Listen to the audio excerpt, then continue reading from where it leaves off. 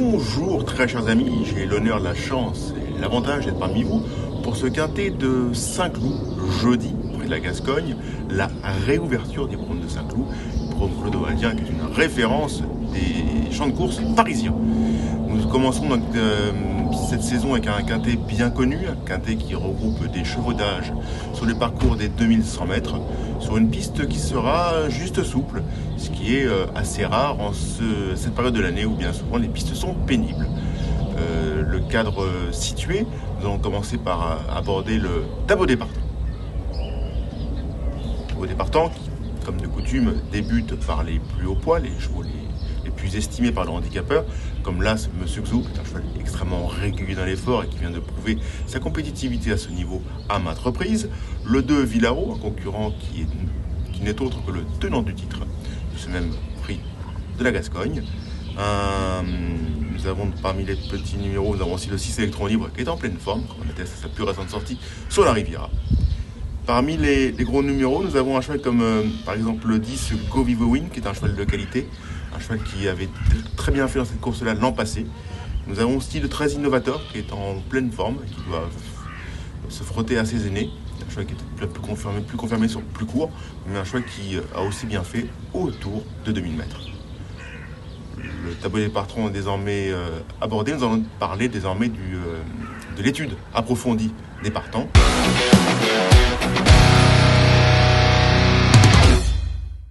L'étude approfondie qui commence donc par nos priorités. Nous allons commencer par le 10 Go Vivo Wind, je vous en ai parlé en amont. Un cheval qui avait très bien fait dans cette course-là l'an passé. Un Go Vivo Wind qui vient de prouver sa forme à Cannes-sur-Mer, où ce jour-là il a dû voyager un peu en épaisseur, se montrant parfois un peu allant durant le parcours. Cette fois-ci, il a un très bon numéro dans les boîtes de départ, ce qui est un avantage sur cette piste neuve. Toutefois, il lui faudra bénéficier d'une course sélective, car c'est un concurrent qui peut se montrer un peu ardent durant le parcours. Alors, ce sera vraiment une question de déroulement de course. S'il peut être détendu durant le parcours dans une course sélective, il s'annonce redoutable. Un cheval qui a assurément le potentiel d'une course comme celle-ci. Là, ce Monsieur Xou, un concurrent qui est irréprochable à ce niveau, qui a très peu de fausses notes dans ce type d'épreuve, concurrent indifférent ou presque à l'état du terrain, à condition toutefois que la piste ne soit pas lourde, ce qui il serait donc dans son élément ici, puisque la piste s'annonce juste souple ce jeudi à Saint-Cloud. Le 2 Villaro, qui est donc le tenant du titre, qui a fait sa rentrée ici l'an passé, il avait abordé cette course-là avec une course récente dans les jambes, qui s'était produit à Cannes-sur-Mer. Toutefois, c'est un concurrent qui est intrinsèquement très compétitif à ce niveau, en la valeur qui est la sienne. Un concurrent qui n'a plus à faire ses preuves à ce niveau. Il va peut-être préférer une piste plus souple et un numéro moins endorant dans les stades de départ. C'est un concurrent qui est incontournable ici. Le 9 Neshan, un concurrent lui aussi difficilement contournable, qui fait preuve d'une louable constance dans un tel contexte. On a un entourage logiquement optimiste pour un nouveau bon comportement. Là aussi, on a préféré une piste plus lourde qu'elle ne le sera ici, mais un cheval qui s'annonce compétitif dans ce quintet. Le 8 Lily Blue, c'est selon moi là aussi une belle chance. Lily Blue qui est une jument bien connue à ce niveau, Alexandra Lelay la connaît sur le bout des doigts. Une jument qui a besoin d'une course sur mesure pour s'illustrer, mais qui adore la piste de Saint-Cloud, qui a des titres à ce niveau. Et dans ce contexte, numéro 8 Lily Blue qui a tout à fait les moyens de lutter pour une place dans le quintet. Le 6 Électron Libre, un cheval qui est en pleine forme, qui lui aussi aurait préféré une piste plus lourde, c'est un vrai cheval de piste pénible, mais il a montré cet hiver à Cannes qu'il savait s'adapter aux pistes juste souples. C'est un candidat sérieux à une place dans le quintet. Le 3 Avdancer, un cheval aussi qui vient de prouver, qui a déjà fait ses preuves à ce niveau, un cheval qui a fait une rentrée encourageante en vue de cette course-là. Son entourage aurait préféré une piste là aussi plus souple, mais c'est un cheval qui a bien fait à ce niveau par le passé, qui a enlevé une épreuve similaire, cette même piste l'automne dernier. Et de bons bruits circulent à son propos outre-Rhin. Le 4 Ridwan, un concurrent qui serait peut-être maladroit de condamner hâtivement, concurrent qui avait vaincu à ce niveau l'an passé, qui a ensuite connu des fortunes diverses, changeant d'ailleurs d'environnement.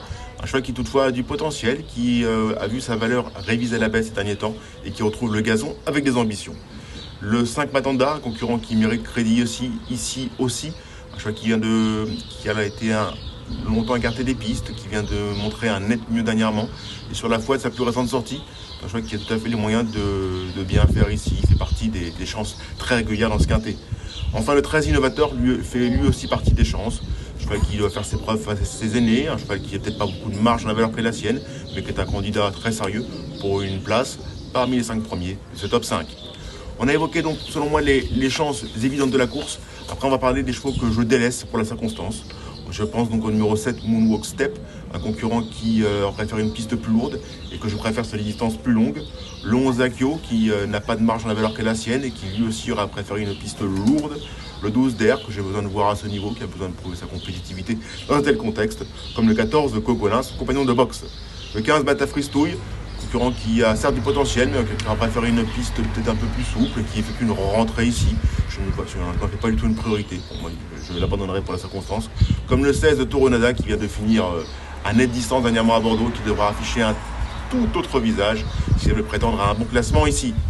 On a donc évoqué toutes les chances du Quintet. On va passer désormais à mon ticket de Quintet.